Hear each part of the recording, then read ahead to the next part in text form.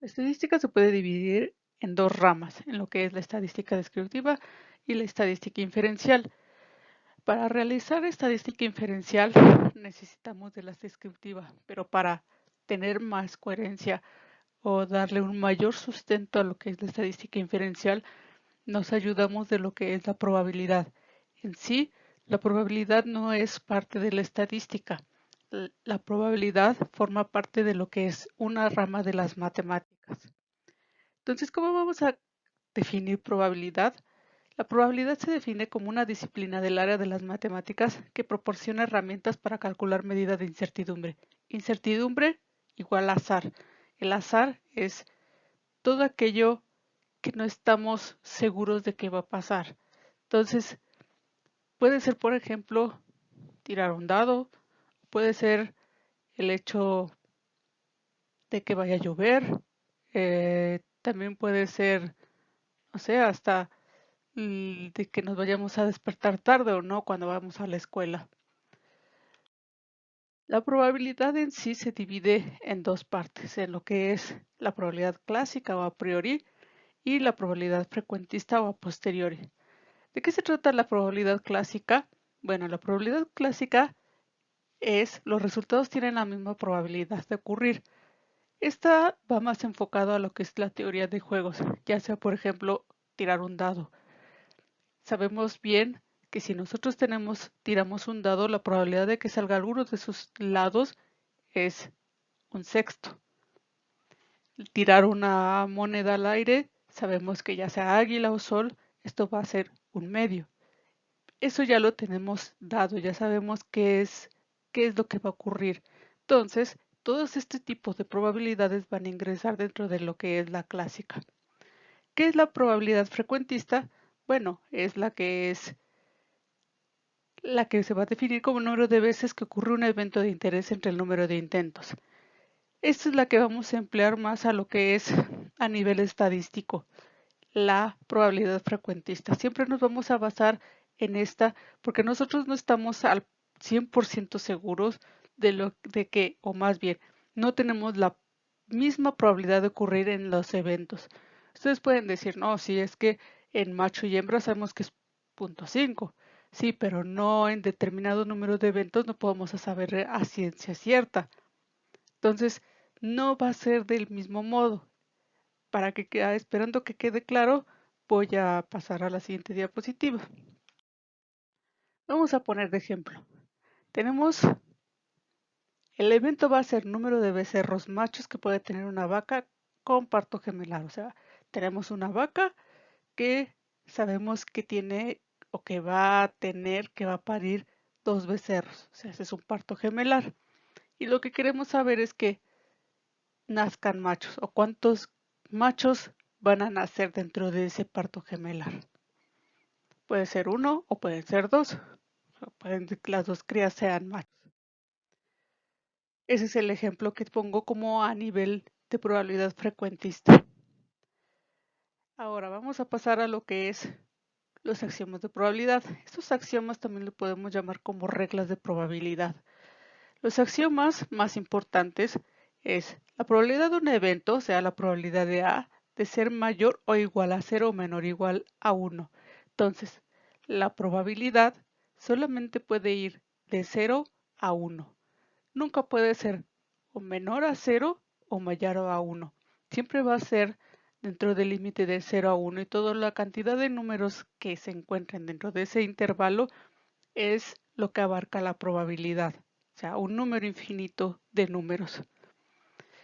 Ahora, el 2. La suma de las posibilidades de todos los resultados posibles de un ensayo, que es el espacio muestral, es igual a 1.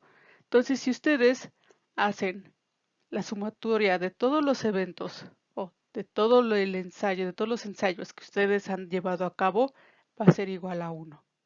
¿Cómo es esto? Bueno, por ejemplo, si ustedes llegan y dicen, tiran 5 veces un dado y sacan su probabilidad, la suma de todas esas probabilidades les va a dar 1. Por ejemplo, también en un histograma, si recuerdan, nosotros teníamos La altura de las barras era el número de datos y lo que es el área era la frecuencia relativa. La frecuencia relativa también la podemos manejar como una probabilidad. Si recuerdan, cuando ustedes sumaban toda la frecuencia relativa, esta les daba 1. Del mismo modo, si ustedes suman, o sea, si lo tomamos como una probabilidad todas estas frecuencias relativas, va a ser 1. Entonces, la suma de las probabilidades de todos los resultados posibles de un ensayo es igual a 1. Entonces, para recordar, es muy importante, no hay probabilidades negativas o mayores a 1. No existe esto.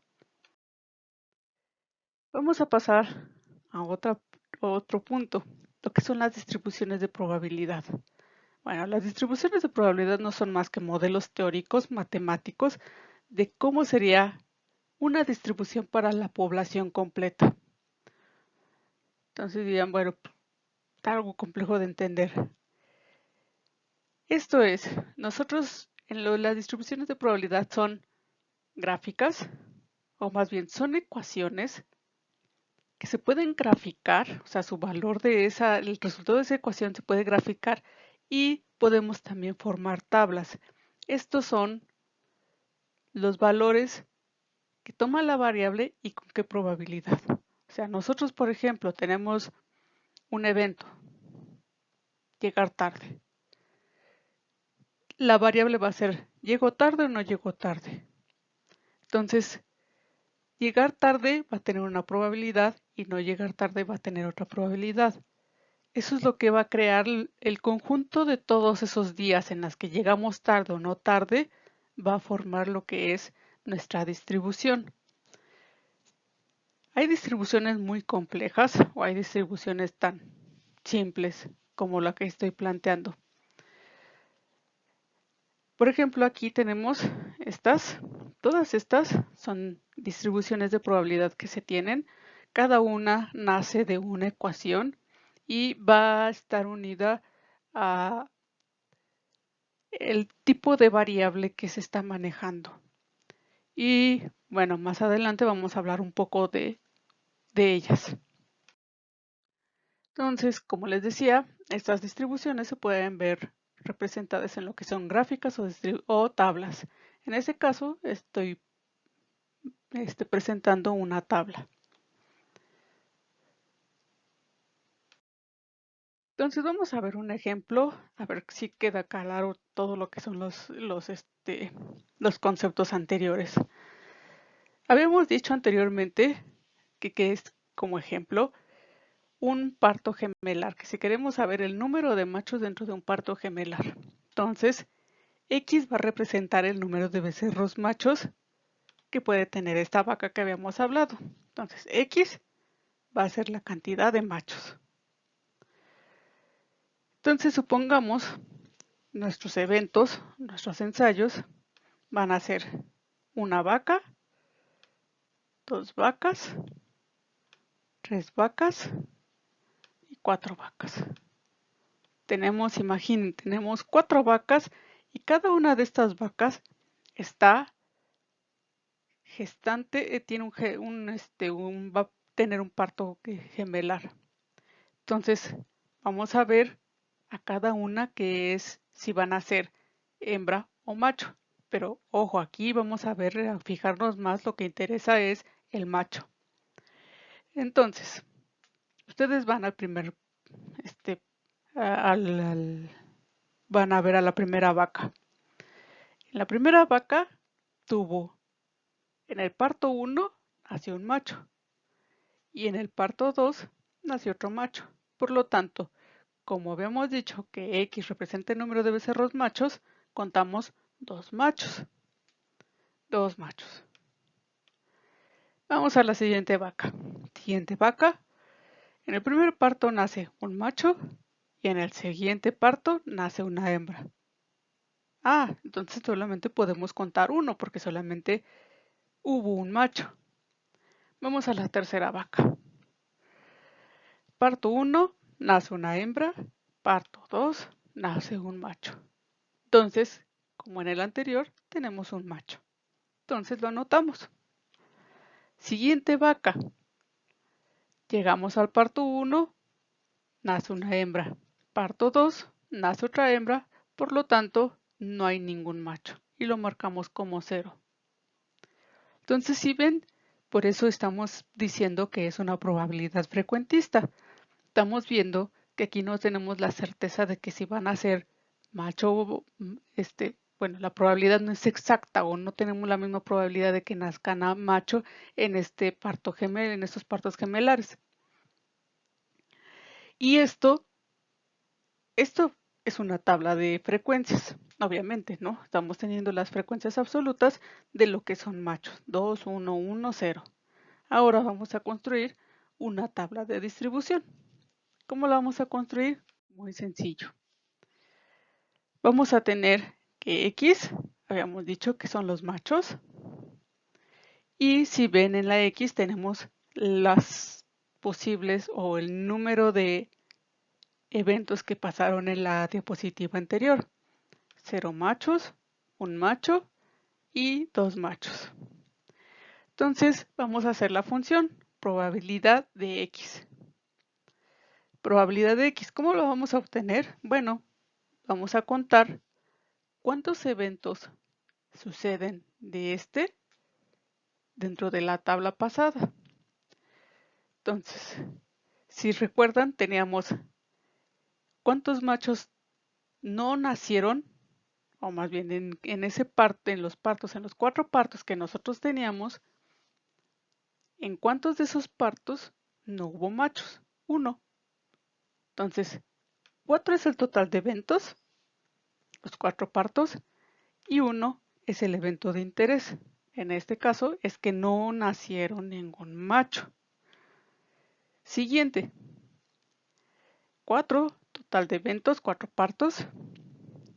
Si hubieran sido más vacas, entonces hubiéramos cambiado a más de 4, pero en este caso solamente se establecieron 4. Entonces, vamos a ver, aquí dice, bueno, ahora, en esos 4 partos, ¿en cuántos viste que nació un macho? Ah, vimos que eran 2. Ahora vamos con el 2, con 2. En esos 4 partos, ¿cuántos vistes que nacieron 2 machos? Vimos que nació 1. Entonces, si ven, esto es una función de probabilidad. De 0 machos, 1 cuarto, de 1, 2 cuartos, de 2, 1 cuarto. Entonces, las posibles combinaciones son 4, ya lo habíamos repetido, porque son 4 partos, y cada una de ellas tiene 1 cuarto de probabilidad de salir. Esto, si vieron, era acerca de macho e hembra, ¿no? Dentro de un parto gemelar. Es una variable de tipo categórica cualitativa. ¿Qué sucede cuando son variables de tipo continuas? Bueno, también podemos hacer ese tipo de cosas. Hay distribuciones para variables de tipo cuantitativas que utilizan fórmulas mucho más complejas, utilizan derivadas, integrales, etc., ¿no? Que esas vamos a verlas más adelante. Bueno, no la fórmula en sí. Entonces, supongamos, en este es lo que yo les mencionaba. Tenemos la ganancia diaria de P de postdestete en 140 días de bovinos. Entonces, lo que estamos viendo aquí es un histograma y vemos, como ya les había dicho, la altura de cada barrita. Estas alturas, pues es el número de individuos que hay. N es 100, o sea, el total de datos que tenemos son 100, o sea, si nosotros sumamos la altura de cada una de estas barras va a dar 100. Y el área va a ser la frecuencia relativa de cada una de estas barras. Por ejemplo, si aquí en esta fueron 8, si estuviera aquí el 8, o sea, si la altura es 8, la frecuencia relativa va a ser 8 entre 100. Y esa sería su frecuencia relativa, o también podríamos llamarlo en este caso la probabilidad. Entonces, Si ustedes sacan la frecuencia relativa de cada una de las barras y la suman, va a dar 1, lo que habíamos mencionado dentro de los axiomas de probabilidad. Esto, les digo, esto es muy sencillo. Más adelante vamos a ver unas otras distribuciones. Entonces, si ustedes juntan, regresando, si ustedes juntan todos estos resultados que se obtienen, o sea, las frecuencias relativas de todos estos, pueden obtener una distribución de probabilidad de, en este caso, la ganancia diaria de peso pues de estos datos, solamente aplicado a esto. Ahora vamos a ver, ahora sí, ejemplos de distribuciones de probabilidad. O sea, los anteriores eran para dar una ilustración de cómo era una distribución de probabilidad. Y como les he repetido varias veces, bueno, cada una de las distribuciones va a ir unida o más bien va a estar ligada a la variable que ustedes estén midiendo y otras características en específicos que vamos a ir viendo poco a poco. Vamos a empezar con lo que es la distribución binomial. La distribución binomial es una distribución para variables de tipo cualitativa, perdón. Entonces, nosotros vamos a tener una variable cualitativa, categórica, y esta va a tener dos categorías. De hecho, esta distribución binomial surge de un señor llamado Bernoulli. Entonces el señor Bernoulli lo que hizo fue ver juegos de azar. Entonces dijo, bueno, si yo gano, obviamente va a ser un éxito, y si yo pierdo, pues va a ser un fracaso. Entonces así lo puso, éxito y fracaso. Si ven, este tipo de variable es categórica, pero solamente tiene dos categorías, éxito o fracaso, no puede tener más. Si tiene más de dos, entonces tenemos que emplear otro tipo de distribución. Tenemos el éxito y este va a tener su probabilidad. La probabilidad la vamos a denotar como P y la probabilidad del fracaso como Q.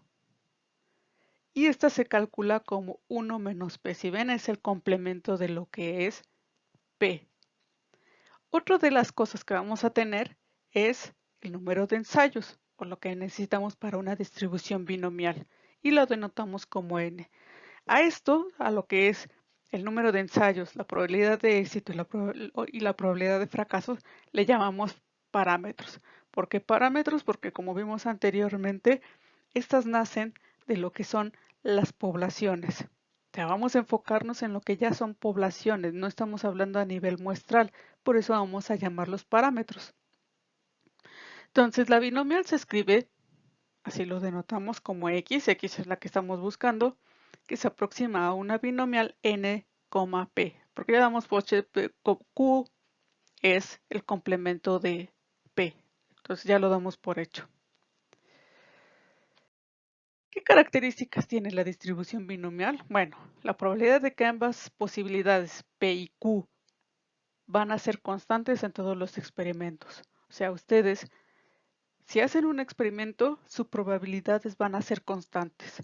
Por ejemplo, si ustedes llegan y dicen, yo voy a hacer un diagnóstico de positivo o negativo, siempre sus dos valores van a ser constantes. No pueden cambiar, o sea, no pueden llegar y decir, en este fue esta probabilidad 5 y 0.5 y de repente cambia a 8. No, eso no puede suceder. Siempre va a ser constante dentro de lo que es ese experimento. Si ustedes pasan a otro experimento, entonces sí, lo que son los valores de P y Q van a cambiar. O sea, si ustedes, por ejemplo, tienen la probabilidad de infectados como 0.2 dentro de una población, siempre va a ser constante dentro de esa población. Pero si se van a otra diferente, a otro poblado diferente, con otra población y características diferentes, el valor de P y Q ya no van a ser P.2. Ya va a variar, va a cambiar por ese tipo de consideraciones. La siguiente característica caracterizar es designamos por X la variable que mide el número de éxitos que ha producido en los N experimentos. Es lo que habíamos mencionado anteriormente. Si nosotros tenemos, por ejemplo, los bovinos que decíamos, el parto, X es la variable que mide el número de éxitos, macho. En experimentos, 4 partos. Y es lo que mencionaba.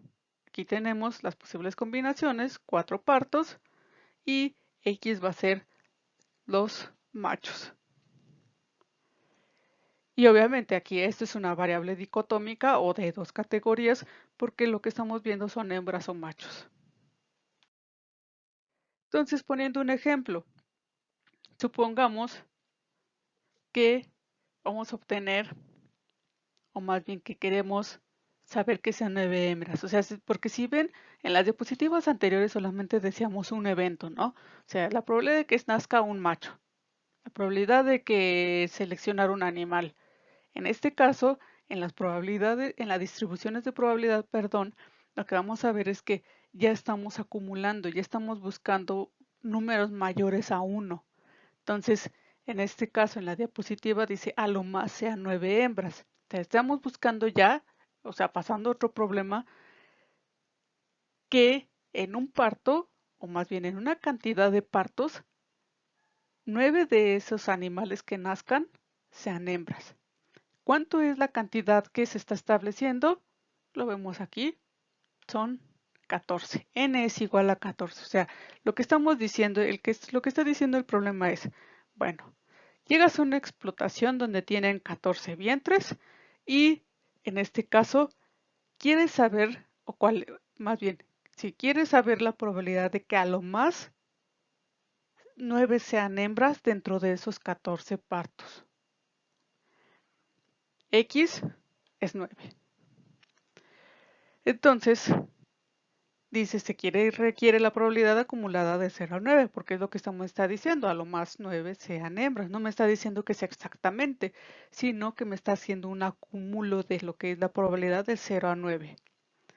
Y se denota como la probabilidad de que X menor o igual a 9. Entonces, la probabilidad de que sean hembra o macho, nosotros lo sabemos, es 0.5 y lo escribimos aquí. Bueno, el programa que estoy empleando en la diapositiva se llama Probability Distribution y lo pueden encontrar como una aplicación en cualquier dispositivo móvil. Bueno, regresando a lo que es el ejemplo, si ven, ya estamos poniendo los parámetros. N es 14 y P es 0.5. Obviamente si quieren obtener AQ, pues es 1 menos 0.5, 0.5. Y lo que es X, que es lo que estamos buscando, va a ser 9. Entonces dice colocar 9 en la sección X, que es el valor que estamos buscando, y lo único que vamos a hacer es, en esta parte, vamos a cambiar a lo que nosotros queramos. En este caso es menor o igual a 9. Se cambia y nuestra probabilidad va a ser de 0.910217. Esa es nuestra probabilidad. O sea, aquí lo que quiero ver, que se vea es que en este eje de las X se está graficando el número de eventos que hay. 5, 10, del 1 al 9, todos están ahí, aunque aquí se ven del 5 al 10, por eso lo mencioné. Y cada una de estas, lo que es en el eje de las Y, es la función de probabilidad. Esto nace de una ecuación que no se presenta aquí, pero nace de esa ecuación y se empieza a graficar. Entonces, esta es la probabilidad que va del 0 y aquí lo ponen hasta el -2, ¿no? Cada uno, si ven, es como un histograma, pero con una función diferente. Cada altura va a representar ahora una probabilidad. Entonces, aquí por ejemplo es 1. Entonces, de 1 tiene tanta probabilidad. De 2 tanta, y así se va a ir. Entonces, la sumatoria de todos estos va a dar 1.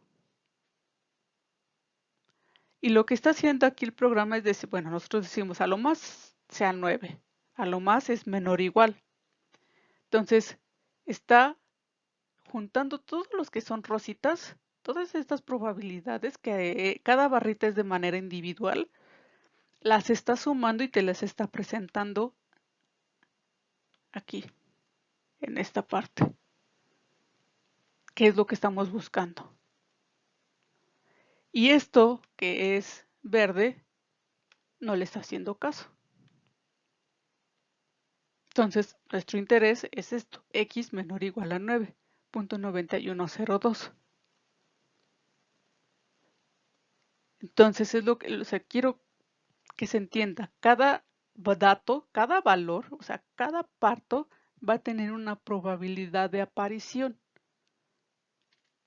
Y eso es lo que conforma la distribución de probabilidad. Esos valores que le llamamos probabilidad. Pasemos a otra distribución. Vamos a ver a la distribución normal estándar. Esta distribución normal estándar es para variables cuantitativas basadas en lo que son las estandarizaciones.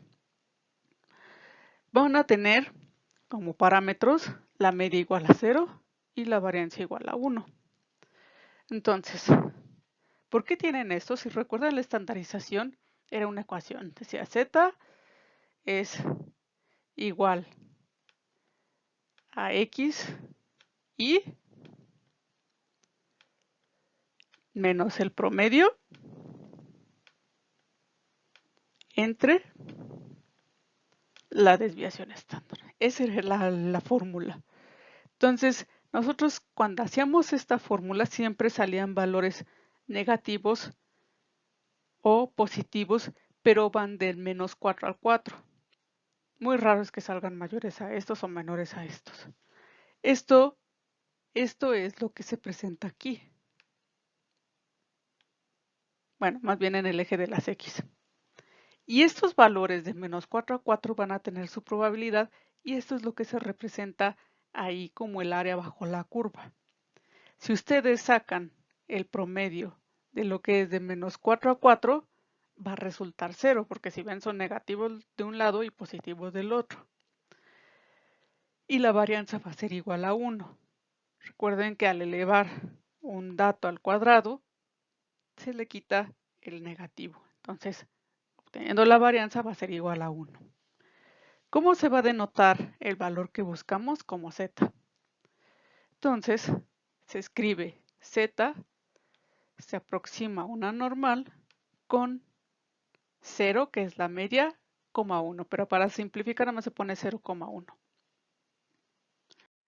¿Qué características hay dentro de esta? Bueno, los parámetros de la distribución, como ya les han mencionado, son la media y la varianza, que ya están determinados como 0 y 1. Va a ser simétrica respecto a su media. La media va a estar en medio, o sea, si recuerdan, cuando se veía histograma, decíamos que había una distribución simétrica o asesgada en donde la media, moda y mediana se encontraban en medio. Bueno, esta es la que llamamos normal. Y va con lo mismo, es simétrica con respecto a su media, como habíamos visto anteriormente. Lo de abajo es lo que repetí, y el área total bajo la curva es 1. Y dice 50% del área está a la derecha de una perpendicular levantada sobre la media y 50 a la izquierda. O sea, si esta es la media, esta de aquí es la media, 50 está aquí y 50 está acá. Eso es lo que quiere decir esa parte. ¿Qué otra característica tiene? Bueno, como había mencionado, el eje de las X va de menos 4 a 4. Bueno, aquí se presenta de menos 3 a más 3, pero normalmente es de menos 4 a 4, ¿no? Ahora, también podemos obtener, les digo, las probabilidades. De hecho, esto te va a tener una aplicación más adelante de lo que dentro de los temas siguientes. Y en el probability ustedes pueden poner, bueno, de hecho ya les da como predeterminado la media como 0, desviación estándar 1, y pueden resolver problemas como esto, ¿no? ¿Cuál es el problema de que z tome un valor menor o igual de menos 0.5?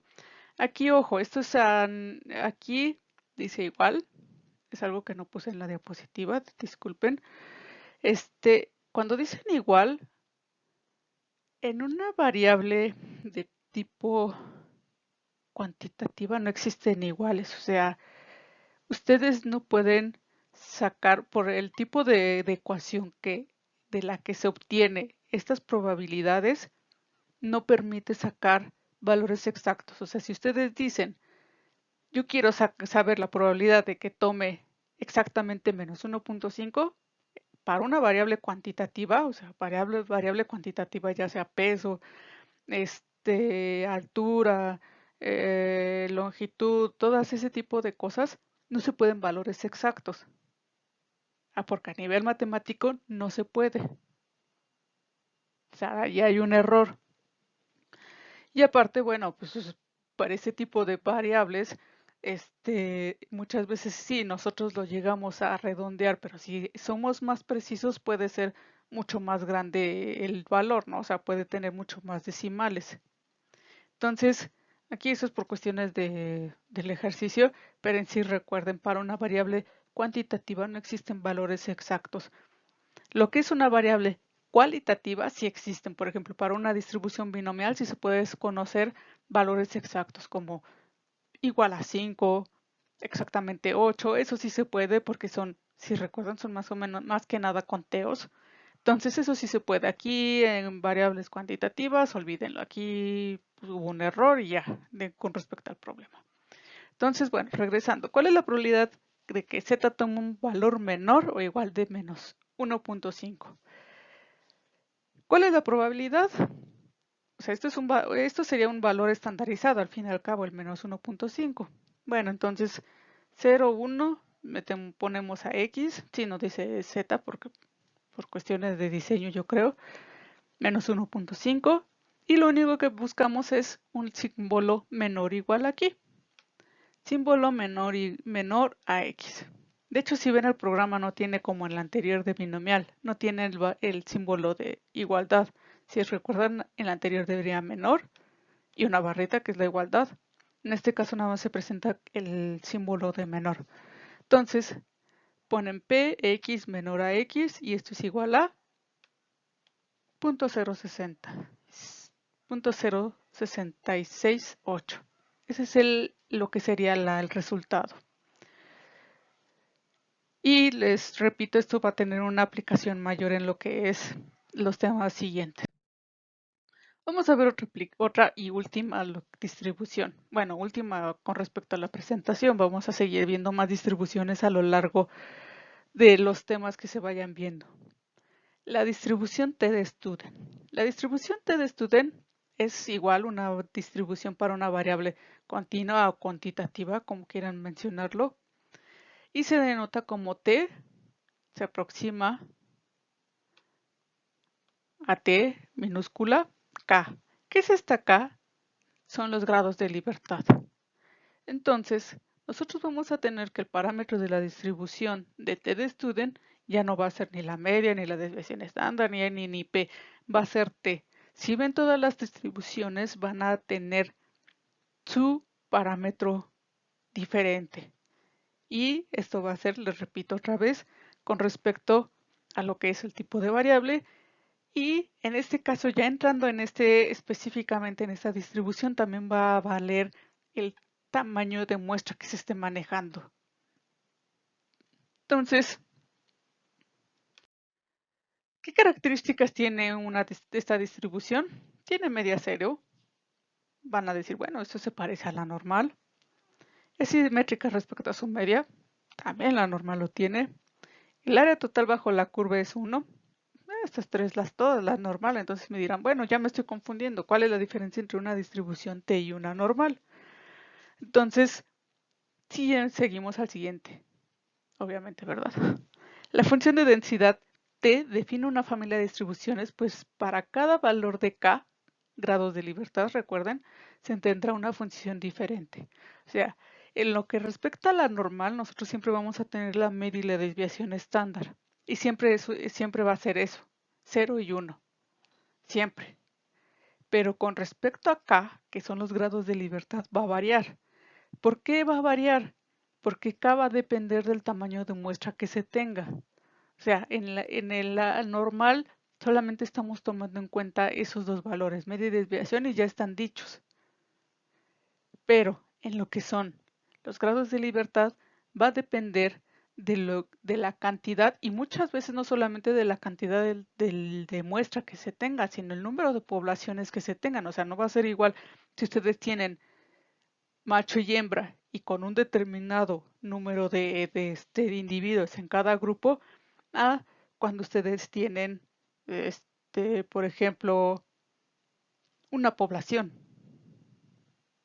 Esto tal vez quede más claro adelante. Entonces, esa es una cosa, o sea, no es lo mismo. Por ejemplo, si ustedes tienen un tamaño de muestra de 25, va a ser muy diferente la distribución de T, o sea, hablando de una T con un tamaño de muestra de 25 va a ser diferente a lo que, a lo que es un tamaño de muestra de 14. Eso es totalmente diferente. Entonces, otra de las diferencias es, si ven la distribución Z, que es la normal, es un poco más alta en el centro, es un poco más alta. La distribución T es bajita y la T también es, pero más alta en las colas. Estas le llamamos, estas normalmente, estas partes, nosotros les llamamos colas. Entonces las colas, si ven, están un poco más altas con respecto a la distribución Z. Entonces, eso es de manera muy general. Más adelante, les repito, se van a tomar un poco más, se van a considerar, se va a ahondar un poco más en estas distribuciones por el uso que se les va a dar dentro de lo que son pruebas de hipótesis o intervalos de confianza. Entonces, les agradezco su atención y nos vemos.